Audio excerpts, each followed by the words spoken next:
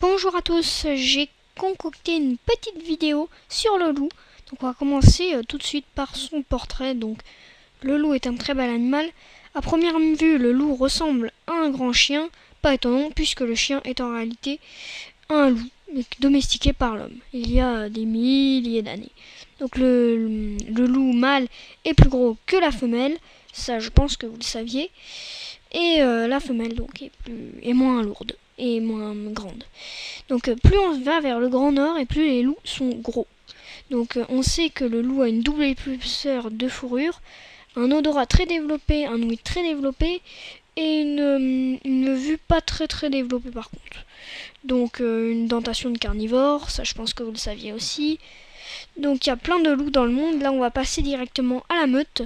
Donc la meute, il y a le couple dominant. Et à partir du moment que deux loups vivent ensemble, on parle de meute.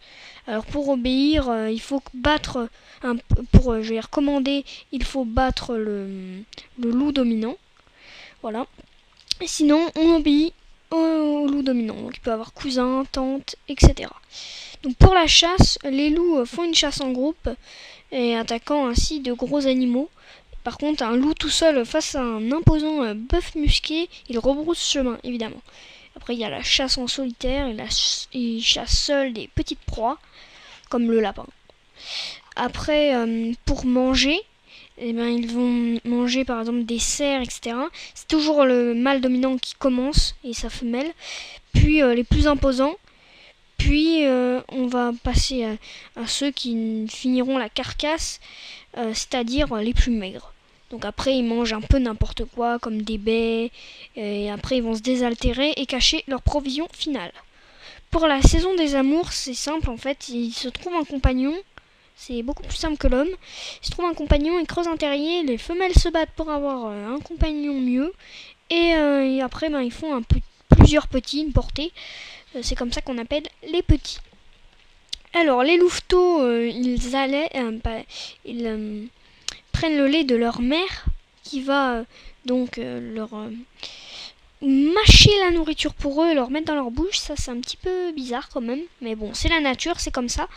Après les loups sont très bien éduqués, rien à dire, ils ont des bons jeux comme prendre le bâton, se battre. Et après ils font leur première chasse, leur premier concert, etc. Et doivent être bien éduqués par leur mère, donc qui est le chef, le grand chef. Et quand elle n'est pas là, les autres louves s'occupent de ces petits, je veux dire.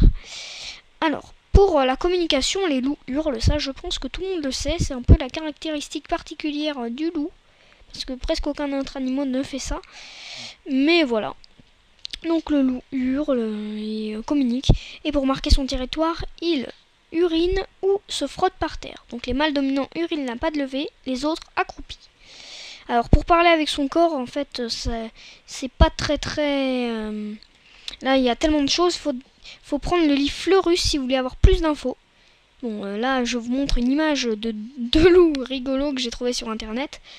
Et donc, je vous conseille le livre Fleurus, la grande imagerie des animaux, les loups.